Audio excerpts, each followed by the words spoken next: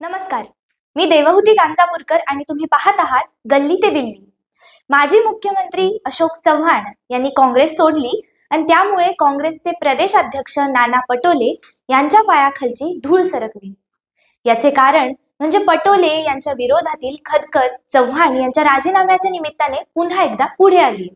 विदर्भातील प्रमुख नेत्यांपासून माजी प्रदेश अध्यक्षांपर्यंत अनेकांनी पटोले यांच्या विरोधात तक्रारी केल्या. मात्र पक्षश्रेष्ठींनी त्याची दखल घेतली नाही. आता चव्हाणांच्या राजीनाम्याने संपूर्ण महाराष्ट्र काँग्रेसच संपू शकतं असं वातावरण तयार झालं.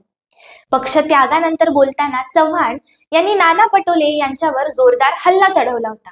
प्रदेश अध्यक्षांनी सर्वांचे ऐकून पुढे जायचे असते, पण प्रदेश काँग्रेसच्या कारभारात समन्वयाचा पूर्ण अभाव होता.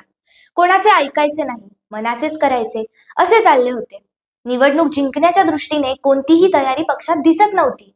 पक्ष जिंकावा यासाठी कोणतेही नियोजन होत नव्हते. प्रदेशाध्यक्षांनी सर्वांचे ऐकून पुढे जायचे असते. लोकसभेची लढाई आपण जिंकणार कशी असा प्रश्न माझ्यासह अनेकांना पडला होता. त्या दृष्टीने चर्चा अंमलबजावणी होत नव्हती. राजकीय व्यवस्थापन दिसत नव्हतं असं म्हणत नाना पटोले यांच्यावरील नाराजी स्पष्ट शब्दात व्यक्त केली होती. आताची वेळ ही रस्त्यावर उतरून आंदोलन करण्याची, लोकांचे प्रश्न तडीस लावण्याची असताना पक्षांतर्गत प्रशिक्षण वगैरे चालले होते. या सगळ्या कार्यशैलीबद्दल मी बोललो, सूचना केल्या, पण त्याची दखल घेतली गेली नाही. शेवटी किती वाट पाहायची? टीम वर्क दिसत नव्हतं. पक्षात काही बदल घडवून आणण्यासाठी खूप उशीर झालेला होता. सांगून अर्थ नाही असं मला वाटलं. काही चांगले बदल दिसतच नव्हते. साचेबद्धपणा आलेला होता. किती वर्ष अशीच वाट पाहायची? किती कोंडी होऊ द्यायच्या असा सवालही त्यांनी केला होता. अशोक चव्हाण यांच्या थेट आरोपांमुळे नाना पटोले यांच्यावरील नाराजी उघड झाली आहे. त्यामुळे काँग्रेसमधील इतर नेतेही आता बोलायला लागले आहेत. यापूर्वीही सुनील केदार, विजय वडेट्टीवार यांच्यासारख्या विदर्भातील पक्षाच्या नेत्यांनी पटोले यांच्या विरुद्ध थेट दिल्लीकडे तक्रारी केल्या होत्या. त्यांना हटवण्याची मागणी सुद्धा केली होती.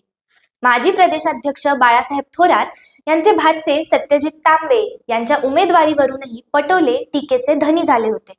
सत्यजित तांबेंच्या रक्तात आणि विचारात काँग्रेस आहे. ते कोणत्याही पक्षाचे चिन्ह घेऊन लढले नाही.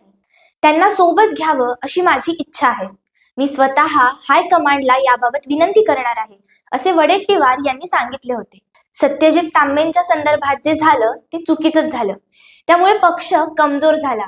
या प्रकरणात तोडगा काढायला हवा होता. पक्ष अडचणीच्या काळातून जात असताना नेत्यांनी अशा गोष्टी टाळायला हव्या असा सल्ला देत सुनील केदार यांनी पटोले यांच्यावर हल्ला केला होता. काटोलचे माजी आमदार आशिष देशमुख यांनी नाना पटोले यांना त्यांच्या पदावरून दूर करावे अशी मागणी पक्षश्रेष्ठींकडे केली होती.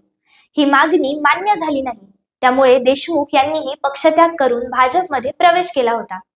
पटोले यांच्यामुळे आणखी किती काँग्रेस नेत्यांना नाराज करायचे आणि पक्ष त्याग करायला भाग पाडायचे